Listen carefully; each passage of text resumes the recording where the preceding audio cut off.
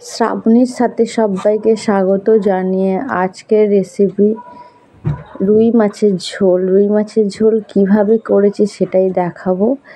পেঁপে আলু দিয়ে রুই মাছের ঝোল, এই গরমে এই হালকা ধরনের ঝোল খুব প্রয়োজনীয়, খুব দরকারি। তো চলুন তাহলে রেসিপিটি শুরু করা যাক। কী কী দেখাচ্ছি এখানে: পেঁপে আলু রুই মাছের ঝোলের রেসিপি, দেখতে খুব সুন্দর হয়েছে।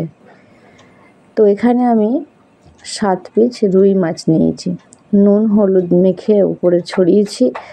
মাছগুলো এবার ভালোভাবে মেখে নিয়ে আমি ভেজে নেব। তো এখানে কড়াতে বসিয়ে গ্যাসটা অন করে এখানে সর্ষের তেল দিয়ে নিলাম। সর্ষের তেল দিয়ে নেওয়ার পর সর্ষের তেলটা ভালোভাবে এখানে নাড়াচাড়া করে কড়াতে গরম করে নিতে হবে, যাতে মাছ তলায় জড়িয়ে না যায়। ধোঁয়া উঠছে দেখে বুঝতে পারছেন তেলটা খুব সুন্দর গরম করা হয়েছে। এবার একে একে মাছগুলো দিয়ে আমি মাছগুলো ভেজে নেব। প্রথমে আমি 4 পিস দিলাম, পরে আমি 3 পিস ভেজে নেব।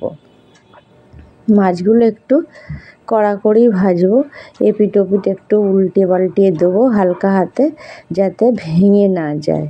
খুব সাবধানে মাছগুলো নাড়াচাড়া করে উল্টিয়ে দিতে হবে। তো মাছগুলো এক পিট ওপিট করে দেওয়া হলো, দিয়ে আর এক পিঠ আমি ভাজতে দিলাম। ঠিক এই লাল এই ধরনেরই ভাজাটা হবে মাছটা।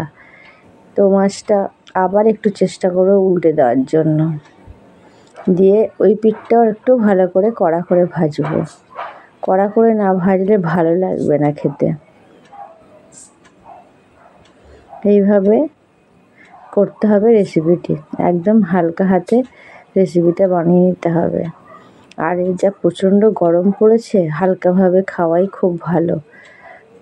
দেখুন একদম ব্রাউন কালার চলে এসছে, মাছের কালারটা খুব সুন্দর এসছে। ঠিক এইভাবেই মাছটা আমি ফ্রাই করে নেব। আপনারা চাইলে এর থেকে একটু হালকাভাবেও ভেজে নিতে পারেন, আবার এইভাবেই এই ধরনেরও ভেজে নিতে পারেন। এবার মাছগুলো আমি একটা পাত্রে তুলে নেব। একে একে মাছগুলো 4 পিস আমি তুলে নেব। তুলে নেওয়ার পর বাকি যে আরও 3 পিস আছে দিয়ে দেবো। আর ওই যে কড়াতে একটু জড়িয়ে যে সামান্য, তো সুতরাং খুন্তির কানা দিয়ে একটু ছড়িয়ে দিলাম, যাতে নেক্সট মাছগুলো জড়িয়ে না যায়। এই মাছ 3 পিস আবার আমি এখানে অ্যাড করলাম, দিয়ে এই মাছটাও আমাকে নাড়াচাড়া করে ভালোভাবে ভেজে নিতে হবে একটু কড়া করে। এক পিঠ হয়ে গেছে, আর এক পিঠ আমি এখানে উল্টে দিয়ে ভেজে তুলে নিয়েছি। এবার আমি বাকি উপকরণগুলো কী কী নিয়েছি দেখিয়ে দিই। আলু পেঁপে রাখা আছে কেটে পরিষ্কার করে ধুয়ে, আর এখানে কুচনো লঙ্কা আর পেঁয়াজ রাখা আছে। এই তেলে প্রথমে আমি কী করব, আলু আর পেঁপেটা ভেজে নেব। ওই যে মাছের তেলটা অবশিষ্ট ছিল, ওই তেলেই আমি ভেজে নেব। ভেজে সবজি না নিলে খেতে ভালো লাগে না। প্রথমে আমি ভেজে নিয়ে এই সবজিগুলো এপিট ওপিট করে একটু হালকাভাবে ভাজতে হবে। এখানে আমি নুনও দিলাম না আর হলুদও দিলাম না, দিয়ে এই যে পেঁপে আলুর সমস্ত সবজি এপিট ওপিট করে দেখুন আমার ভাজা হয়ে গেছে। এবার আমি সবজিগুলো একটা পাত্রে তুলে নেব। এই ধরনের এই কালারে রাখতে হবে সবজিগুলো। তো সবজিগুলো একে একে আমি তুলে নেওয়াতে এবার যে তেলটা আছে এই তেলেই রেসিপিটাও হয়ে যাবে। একটু কম তেলে খাওয়া ভালো, তো তাই এখানে আমি বেশি তেল ইউজ করছি না। তো এই তেলেতেই আমি 1 চামচ 5 ফোড়ন দিয়ে দিলাম, দিয়ে 2-1 সেকেন্ড 5 ফোড়নটা একটু ভেজে নেওয়ার পর কুচানো পেঁয়াজ দিয়ে নাড়াচাড়া করব। নাড়াচাড়া করার পর এখানে আমি 4 পিস কাঁচা লঙ্কা চিড়ে দিয়ে দেবো। পেঁয়াজটা একটু এপিট ওপিট ভেজে নিয়ে 4 পিস কাঁচা লঙ্কা দিয়ে আবার একটু আমি নাড়াচাড়া করে নিলাম। নাড়াচাড়া করে নেওয়ার পর এবার একে একে এখানে মশলাগুলো আমি অ্যাড করব। প্রথমেই আমি লবণ দেব, তারপর দেব আমি হলুদ, জিরে, ধনে, গোলমরিচ, প্রত্যেকটা মশলাই আমি এখানে অ্যাড করব। দিয়ে ভালোভাবে একটু কষিয়ে নেব, যাতে কাঁচা গন্ধ না বেরোয় মশলার থেকে। এবার এখানে আমি একটু সামান্য জল দেব, জল দিয়ে মশলাটা কষাতে হবে। তার মাঝখানে একটু বলে দিই, একটা টমেটো কুচানো এখানে আমি অ্যাড করলাম, আপনারা চাইলে স্কিপ করে যেতে পারেন। টমেটোটাও সিদ্ধ হয়ে যাবে ওর সাথে। তো এই মশলাটা একটু অল্প এপিট ওপিট আবার কষিয়ে নিতে হবে।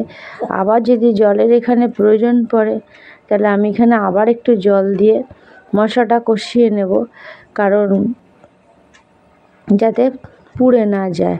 তো জল দিয়ে কষানোর পর এবার এখানে যে আলু আর পেঁপেটা আগে থেকে ভেজে রেখেছিলাম, আলু আর পেঁপেটা ভালোভাবে মশলার সাথে কষিয়ে নিতে হবে। আশা করি এই পর্যন্ত আপনারা বুঝতে আপনাদের কোনো অসুবিধা হয়নি। তো এখানে একটু জল দিয়ে আলু পেঁপেটা মশলার সাথে কষিয়ে নিচ্ছি, যাতে পুড়ে না যায়। তো এইভাবে কষাতে হবে, যতক্ষণ না একটু ভালোভাবে কষাবে ততক্ষণ ঝোলের জন্য এখানে জল দেব না। তো এবার এখানে আমি পরিমাণ মতো জল দিয়ে দিলাম ঝোলের জন্য। দিয়ে এবার নাড়াচাড়া করে মিশিয়ে দিয়ে 5 মিনিটের জন্য আমি ঢাকা দিয়ে দেবো। তো 5 মিনিটের মাঝখানে একবার এসে দেখিয়ে দিলাম, ঝোলটা টকবক করে ফুটছে। দেখবো এবার আলু আর পেঁপেটা একটু সিদ্ধ হয়েছে কিনা। তো আবার আমি একটু বসিয়ে দিলাম সিদ্ধ হওয়ার জন্য। এবার এখানে ঝোলটা আমি দেখছি সবজিগুলো সবই আমার সিদ্ধ হয়ে গেছে। এবার এখানে আমি মাছগুলো একে একে আস্তে আস্তে দিয়ে দেবো ঝোলের ওপরে।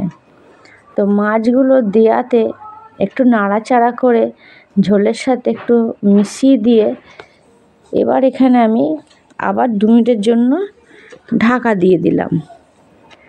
ঢাকা দিয়ে দেখছি তারপরে ঝোলটা খুব সুন্দর হয়ে এসেছে।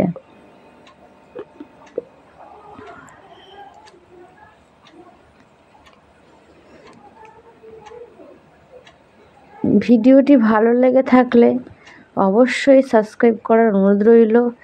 লাইক অ্যান্ড কমেন্ট করবেন, ভালো হলে অবশ্যই জানাবেন রেসিপিটি কেমন হলো। ভালো থাকুন, সুস্থ থাকুন, দেখা হচ্ছে অন্য কোনো রেসিপি।